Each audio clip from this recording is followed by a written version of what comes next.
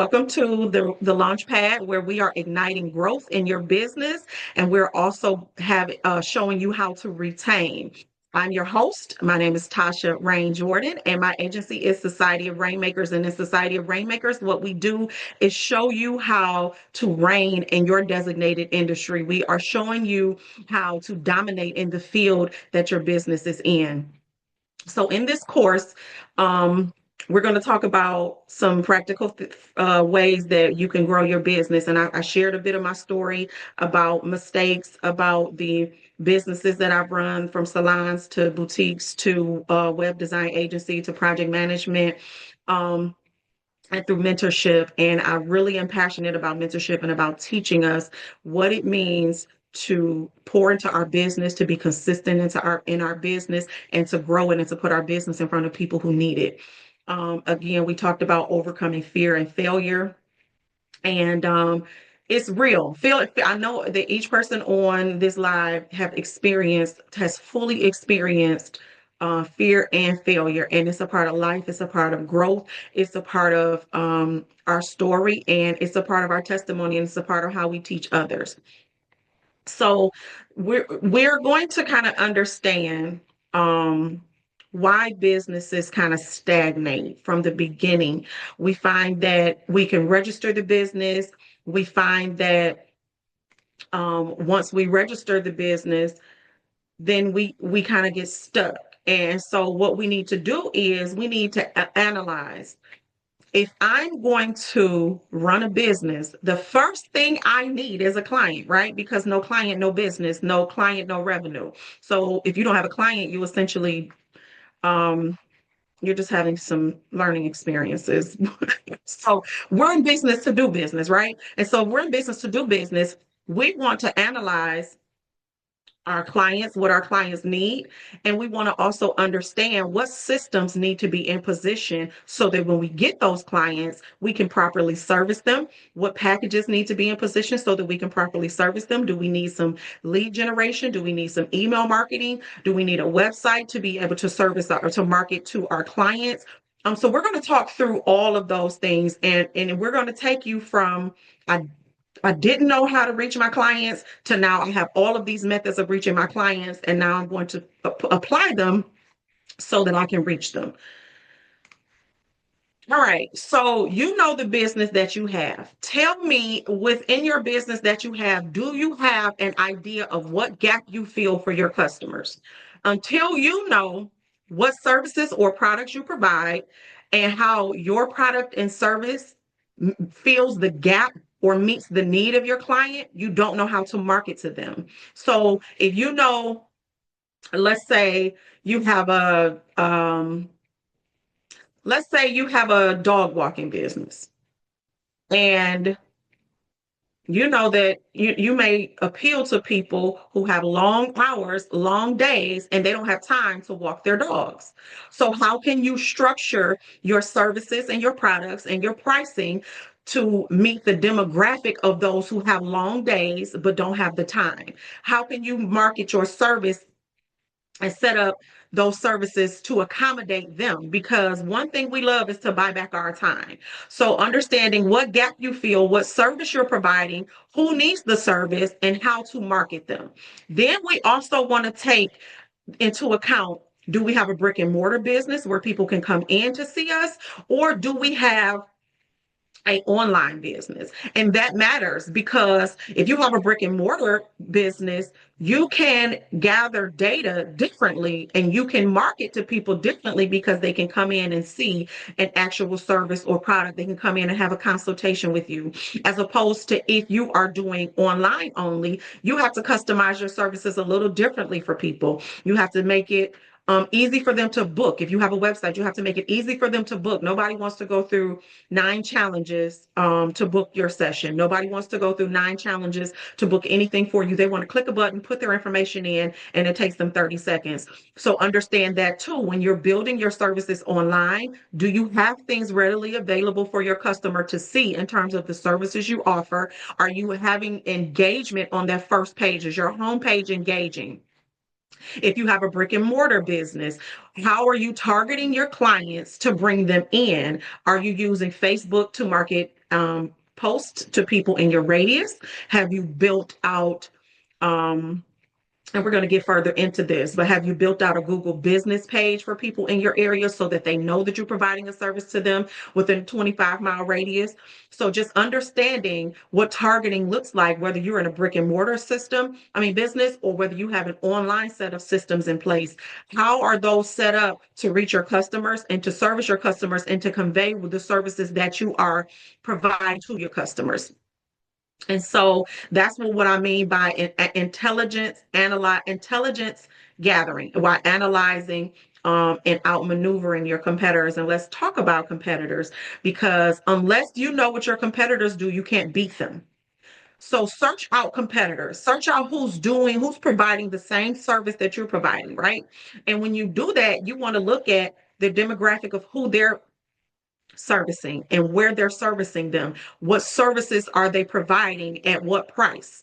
So when you know what your competition is doing, you can beat them. So research, I always tell my clients, research, find out what your competitors are doing and beat it. And you don't always have to beat them by price. You can beat them by service. So if they're providing, let's say, okay, let's say you have let's go back to the dog walking.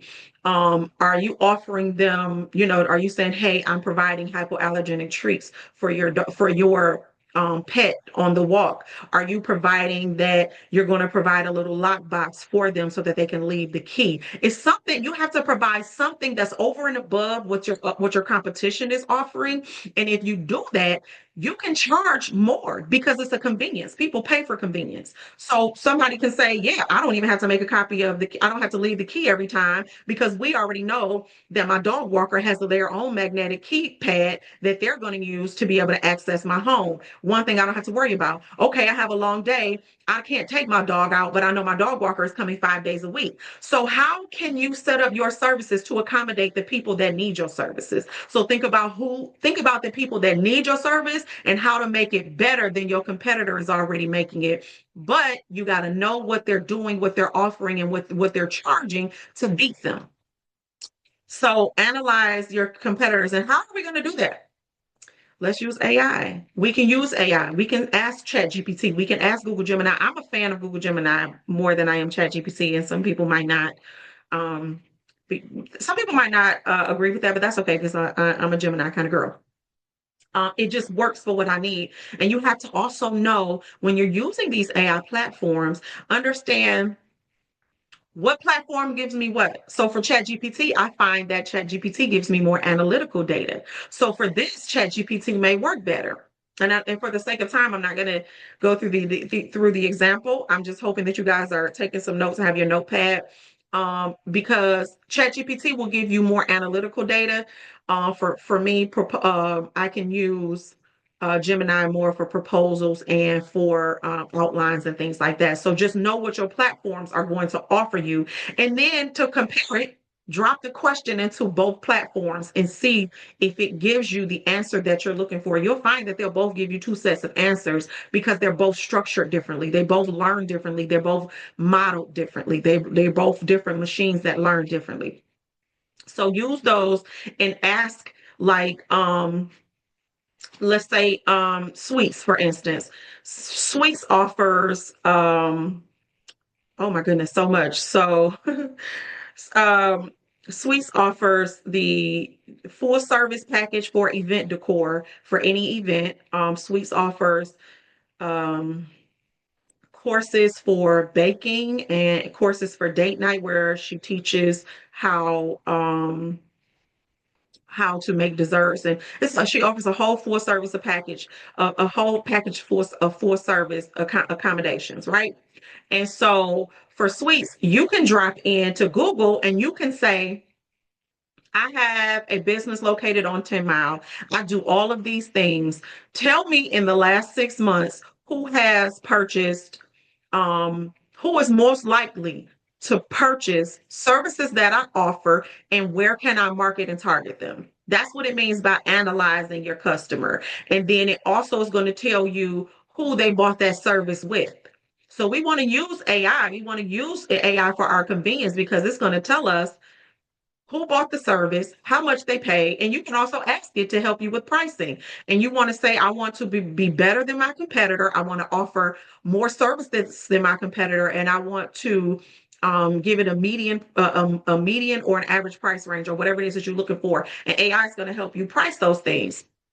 So moving on to the next slide. Now we're talking about understanding lead magnets. So if you don't know what a lead magnet is something that you can give your client something in exchange for you getting their email. And when you get their email, that's a lead. That means you now have their email to be able to retarget them, to reach out and market your services. They showed an interest in your product, which is why they left you an email address. So now all you have to do is remember to keep communicating with them. Remember to keep putting your product in their face. So they showed interest. That's a lead. That's a potential lead for your business. They came to your website and they dropped their email address in the little box. And everybody's website that I build, I always create the lead magnet on the first 3 seconds of them being on the website. And some people hate it and some people love it. But I'm going to say that I've generated 1,300 leads just from putting that aggravating email box that some people call it aggravated and some people don't mind at all. Drop that on the very front page of your website. And when you drop that on the very first page of your website, people are going to put their email address in. Another way that you can have lead magnets is on my website as well. On the very first homepage towards the bottom, you have a checklist, and people can download that checklist for free in exchange for their email. So now I have another way of gathering emails so that I can target people, so that I can market my services to them and convert those into sales because they already came to my website. That means they're already interested in something that I offer. So let's keep them engaged. Another way of igniting your business and attaining new clients is, I know people hate to be in front of the camera on social media, but TikTok is free marketing. Um, YouTube is free marketing. Facebook is free marketing. So how can you create a 15, 20-second, 30-second video to gain your clients' trust, to help them understand that you are a service provider that is providing a service that they need? How can you help your clients understand that um, that basically you're in business to do business and you want to do business with them? What type of content can you put out so that your clients have a clear view? Hey, I need this service. And they're selling me on the service. This is the other thing too. Make your passion for the business known to your customers. If your customers don't think you have a passion for the business, they're not going to care to do business with you. If they don't know that you are the expert or the subject matter expert in your field, if you're not showing your expertise, they don't know to come do business with you. So be the subject matter expert and show that in a 15 to 30-second video. Even if you go live 15 to 20 minutes a week or what have you, even if you start a business group. This is one thing that I learned too. I started a business group on Facebook, and people started inviting other people to it, and I was able to get leads from that. And understand that there's a community for any service that you offer. People want to know what you're doing and they want to be in the group and feel exclusive. So start a Facebook group and be active in posting in that group as well. Also, you can host free webinars just like this. So I had like I think 12 people register for this free course, which is perfect, right? That means they show interest in my content. That means they took the time to register. That means I just gained 12 new leads. That means that is a way also for me to generate an audience, find and target them by hosting free webinars. It's an hour of your day to acquire new clients. So what is that? You have to ask yourself, does an hour of your day equal the value of what you'll get when you acquire those new clients and attain and retain those new clients? Also, strategic partnerships has really, really, really helped me grow. And strategic partnerships are much more powerful than people think. So for me, one of my strategic partnerships is with a nonprofit. My services that I offer is, because I'm an educator by the blessing of the Lord, and because I understand business, because I understand technology and AI and automations, because I understand all of those things, I partnered with a church and it said, allow me to teach what I know to your congregation.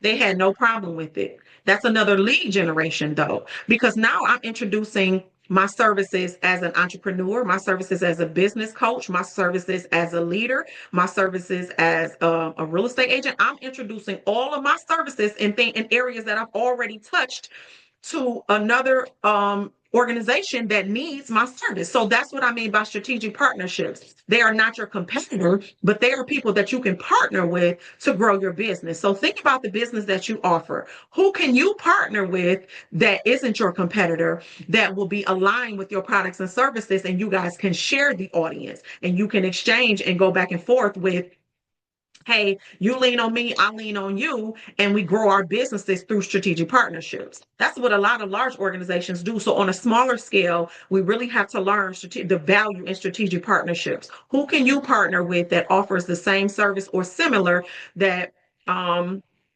you need? And also networking. People hate networking events, but I actually happen to like them, like the ones that are intentional about networking. Sometimes they may cost you $10 or $15, but if you can get in a room with a lot of like-minded individuals, that can help you build some strategic partnerships, that can help you barter services, that can help you guys build each other in terms of network, in terms of awareness, in terms of services.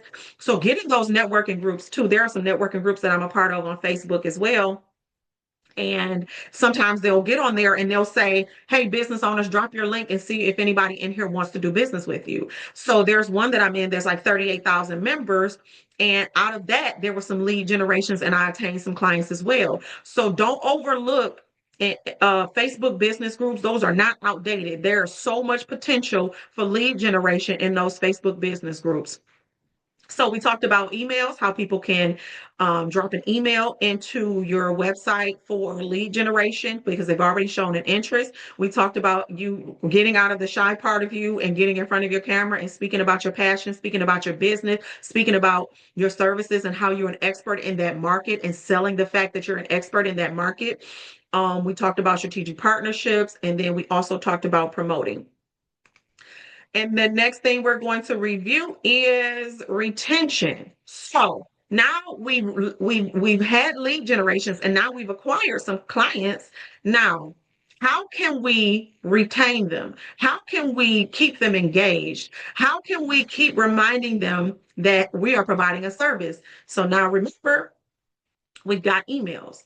So the number one way, and I want you to Google this because I'm not lying, the number one way that organizations get us to spend money with them is they retarget us and they target us and they target us through emails. They send us a coupon, and Lord knows we love a coupon.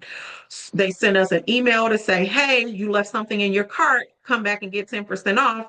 Lord knows we love a coupon. They send us referral-based incentives. I know like certain credit card companies will say refer 5 people, get $500 off. So understand they do things that work. So as a small business, you may not have the $500 to offer somebody, and that's okay, but can you offer them $10 off a $100 service? That's going to get somebody in the door. For me, the other thing that I do to retain after I do a lead generation and collect their emails is I offer them a free 15-minute discovery call because I want you to understand that I want to know about your business and I want to create some solutions for you. And I want you to understand that I can and will provide services for you based on what I know about your business. So you're finding ways to market to them. You're finding ways to retain them, to gain their interest and to build their trust. You do business with people you know, like, and trust, right? So that means that your customer has the same foundational concept when it comes to doing business with you. How are you building the relationship with them? Are you familiarizing them with your services? Are you giving them a coupon for $10 off? Are you giving them a free discovery call? So that and the discovery call is just an interview to understand who you are for them and who they are for you. Either one of you can make the decision to go the other way, but they've already shown interest in your business. So that means they already have some type of desire to know what it is that you're teaching, what it is that you're selling. So keep that lead going. Also, monthly newsletters. For people who are, so you guys will start getting my monthly newsletter because you registered for this course. I send out a monthly newsletter just to let people know, hey, I'm still providing services. These are my services that I'm focusing on. It might be something informational for your clients. It might be something to just let them know the things that you've worked on in the past and how you're building your expertise. So newsletters are always useful as well because they never forget that when they see an email, they never forget that you're in business. They never forget that you're providing a service for them, and they never forget that you keep reminding them. You are consistently. Macy's consistently reminds us of their service, right? So Macy's consistently reminds us of their service. That means they're constantly reminding us to come back and shop with them. Just because somebody shopped with you or spent money with you one time does not mean that you have them as a client for life. How are you marketing to them now to keep them coming back? What are you doing to retain them? Are you emailing? Are you texting? Are you messaging them? Are you following up with them? Are you sending them? Oh, and this was the other thing that I love real bad. Do you have your Google page, your Google business page set up? And we're going to talk about that in the next slide. Um, because your Google business page is going to really, really help people find the business in your area. And what you can do to help retain after you've done business with them, you can send them your Google link and say, leave me a review on Google.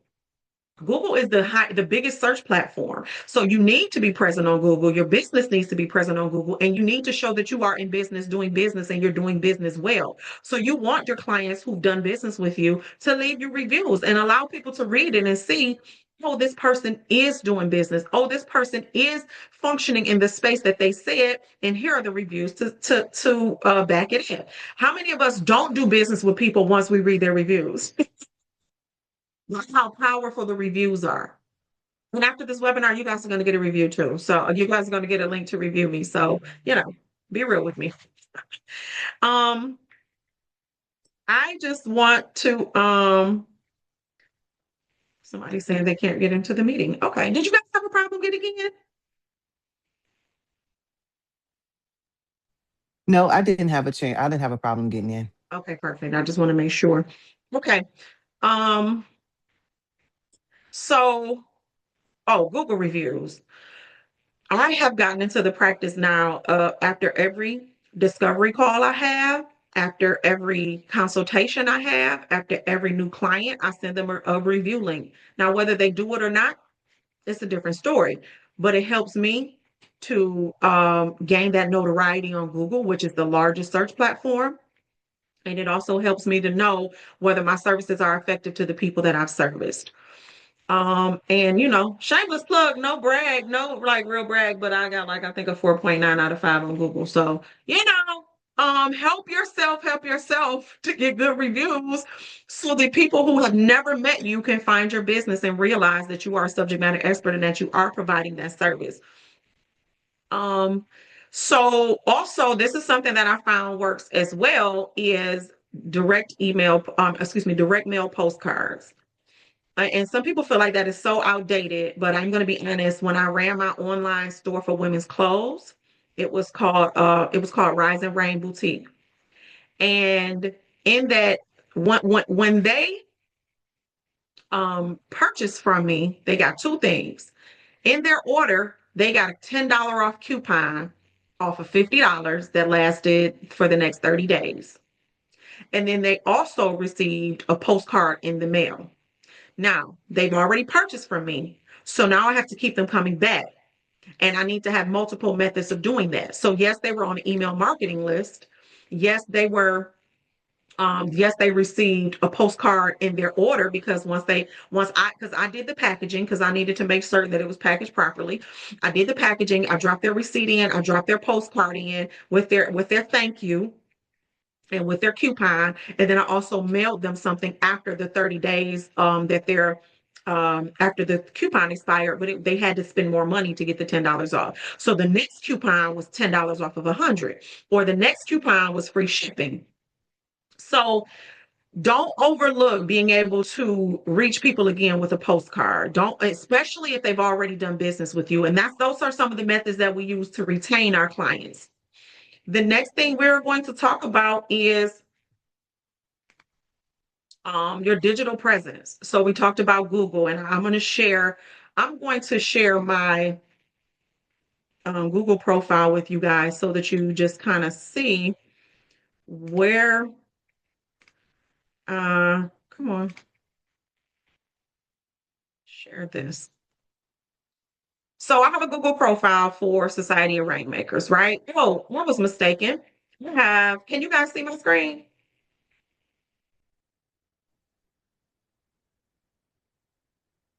I hope so. Yes, I can see it. Okay, perfect. Um, so within my Google business profile, and this is free to make, takes about 5 minutes to create.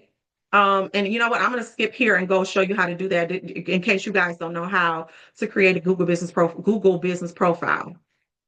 So when you are on your um, Google email page, excuse me, if when you're on, let me just go here.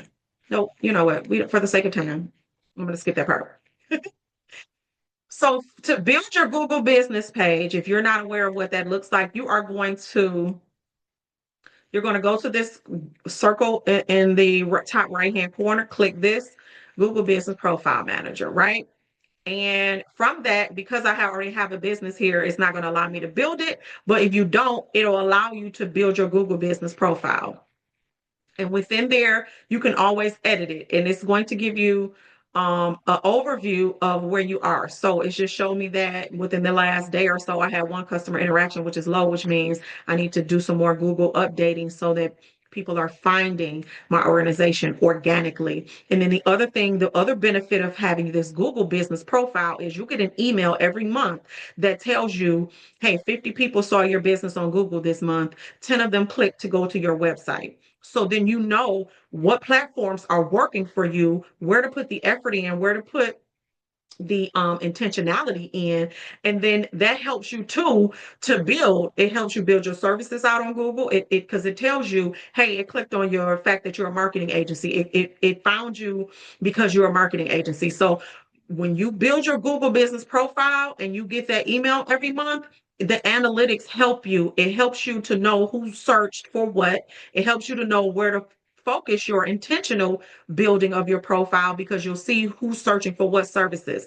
So if somebody, for instance, for the Shauna, if somebody's searching for a real estate professional, if you have that Google business profile, you can set it up to where you'll know what they're looking for. So you'll know how to go back and say, okay, I need to build my profile according to the things that they saw or they searched when they came across my profile. So that's what I mean by knowing your having a digital presence and then having your presence reflect your expertise. We want to curtail what our platforms look like according to what people are looking for and according to the services we provide and where we're functioning as an expert. So to get somebody to get a review, so after you create your Google business account, you're going to ask for a review. And it's as simple as clicking ask for a review, clicking copy, and dropping it in to your client, to whomever you just did business with. And then they'll start leaving you reviews, which I love. And then another platform that a lot of people sleep on is LinkedIn. And I want us to not sleep on LinkedIn, right?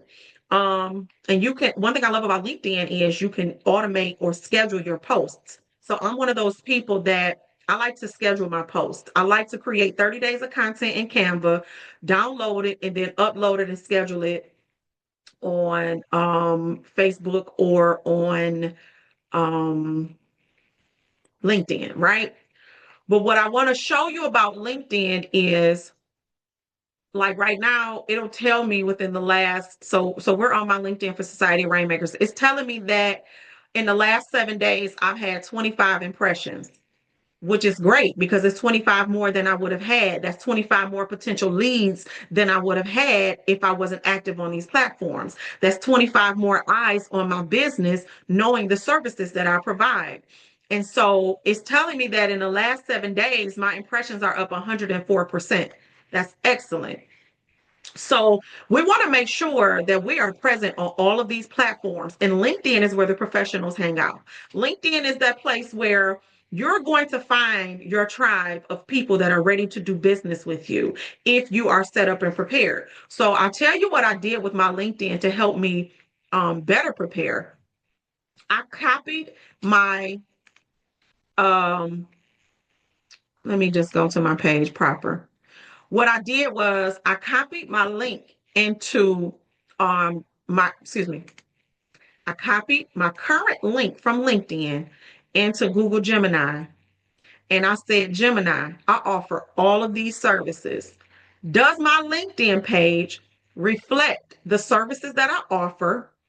And what do I need it to say to pull in, to draw in, or for people to find my services organically based on what's on my page? So that's a free tip for me telling you LinkedIn is, I mean, Google Gemini or ChatGPT is going to do a review of your Google page, is going to do a review of your LinkedIn page, is going to do a review of your website. You can drop your website link in there and say, tell me what's deficient in my website and what I need to do to market to these types of clients. Tell me what platforms need to be connected. Do I need to connect my back end of my website to Google so that it indexes my pages? And when I say indexes your pages, it's meaning that are the back end of my website pages in a form that Google can find it based on how it was built. That's just a simple overview of what indexing the pages means.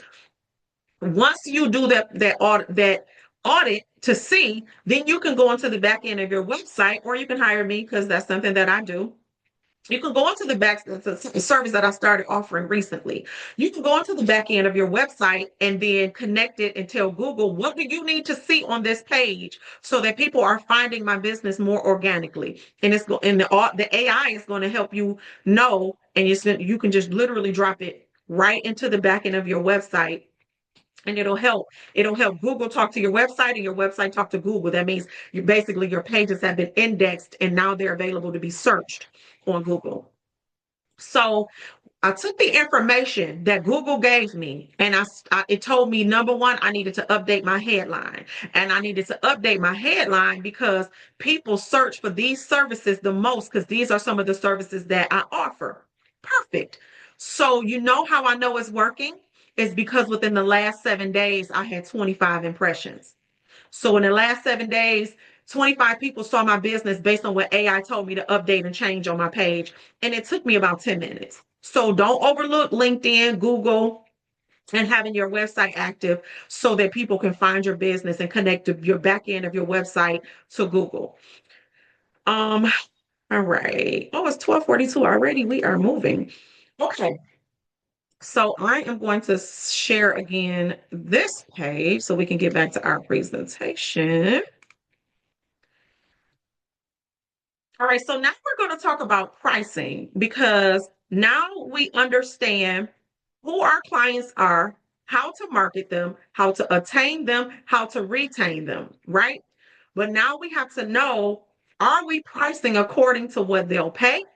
Are we adding value to their life? Are we saving them time? Because most busy people will pay for any service as long as you're giving them some value, as long as they understand the outcome, and as long as you are giving them their time back. So we have to ask ourselves, when it comes to pricing, are we calculating our costs based on what the investment was for the materials? So let's say you have a bakery. Are you structuring your costs based on the cost of flour, sugar, um, whatever it is that bakeries use? And are you adding on top of that? Or do you have a flat fee, depending on if they order 6, 12, or 20?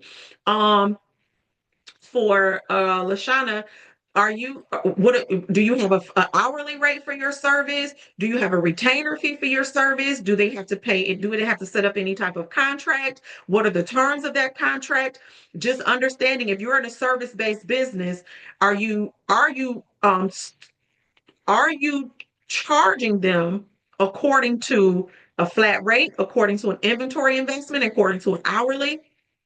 Or is it service or product based? Because there are some services or products that you may offer, and it may be $1,000 to deliver even though it's something you know what to do, even though it's something you know exactly how to do, you can't quantify it in an hourly rate because it's best for you to charge an overall fee for the service instead of making it hourly. And I'll tell you why not to make it hourly. I've learned in this industry, don't make it hourly because people will reduce you down to, oh, I only need this done. And then they'll reduce you down to a taskmaster as opposed to a service provider. And you always want to be an expert and a service provider, because the service provider is going to know the outcome, is going to give you back your time, is going to create a solution and implement a solution. So you want to be the service provider, and that service comes with a cost. And does not make it hourly.